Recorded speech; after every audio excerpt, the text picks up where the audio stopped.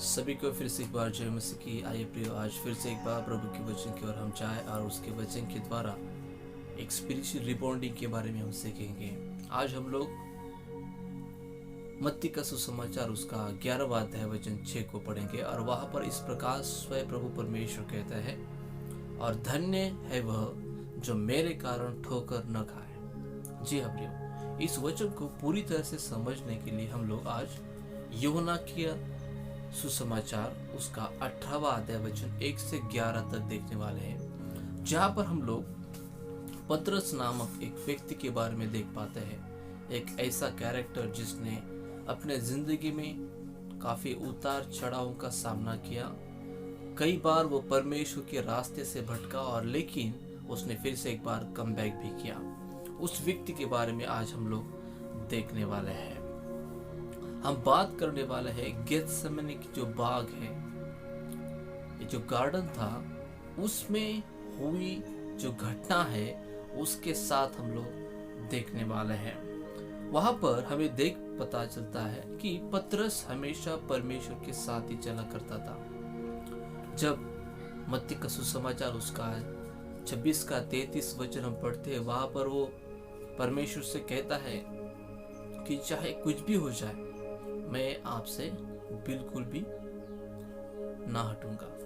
यानी पतरस वहां पर कहना चाहता था कि मैं हमेशा आपके ही साथ बना रहूंगा। और यही बात है, हम शायद उस बात की प्रशंसा करना पसंद करेंगे, लेकिन अपने जीवन में हम लोग कई बार उसी बात को दोहराते हैं। हमें प्रॉमिस करना अच्छा लगता है, लेकिन शायद ही कुछ बार हम अपने प्रॉमिसेस को परमेश्वर की तौर से पूरा कर पाते हैं।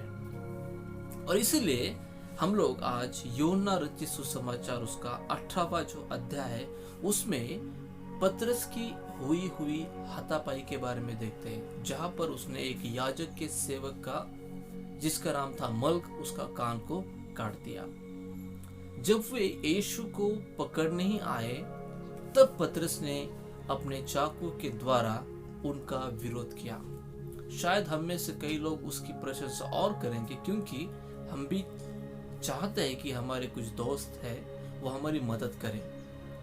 लेकिन ये सारी बात को देखते हुए जब ये बात प्रभु यीशु की नजर में आती है, तो प्रभु यीशु उसे डांटते हैं और कहते हैं कि पतरस, तूने पॉइंट को मिस कर दिया। क्या पॉइंट था? पॉइंट ये था, ये जो स्थिति थी ये परमेश्वर की ओर से थी।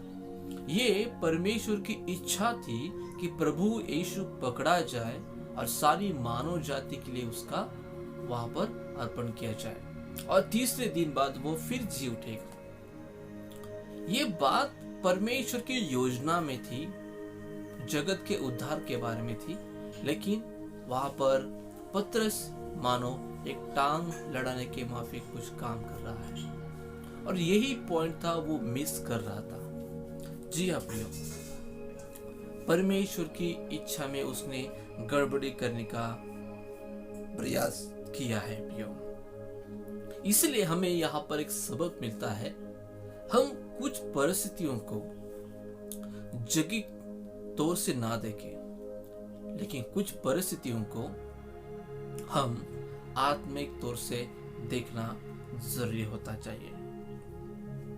जी हाँ, इसलिए हमको एक सोच यहाँ पर सीखने को मिलता है, और वो ये है, हम अपने जीवन में जब मसीह जीवन को जी रहे हैं, तो जो तरीके हमें अपनाने हैं इन बातों का सलूशन निकालने के लिए, उन बातों का सामना करने के लिए, जीवन में चलने के लिए, जो भी मुसीबतें आती है, उन हर एक के ऊपर हमें जो तरीके अपनाना है वो है परमेश्वर के तरीके, ना कि इस जगत के तरीके। कई बार हम लोग गलती कर बैठते हैं और जो जगत जो तरीके हैं उसे अपना कर हम लोग इस संसार के साथ ही एकजुट हो जाते हैं। लेकिन कई जो बात है जो प्रभु हमसे आज इस वचन के द्वारा करना चाहता है, और वो ये है, अपने हालात में प्रभु की तरीके को अपनाओ। जी हाँ दोस्तों, इसलिए तो प्रभु का वचन हमने आज जो पढ़ा है, और धन्य है वह जो मेरे कारण ठोकर ना खाए। जी हाँ प्रियो, क्योंकि जब ठोकर खाते हैं हम शायद गिर जाते हैं, लेकिन उसमें टिके रहना ही सबसे बड़ी बात है। तो आइए अपने परिस्थितियों को जैविक तौर पर नहीं लेकिन आत्मिक तौर पर देखें, प्रभु की इच्छा के तौर पर देखें और उनका सामना भी प्रभु के तरीकों से भी करें, ना कि जैविक तरीकों से। वही तो हमारे लिए प्रभु की इच्छा है। इस वचन के द्वारा, शॉर्ट मेडिटेशन के द्वारा प्रभु आप सबको आशीष करें और प्रभु के साथ फिर से एक बार रिबॉन्डिंग करने के लिए प्रभु आपकी सहायता करें। God bless you.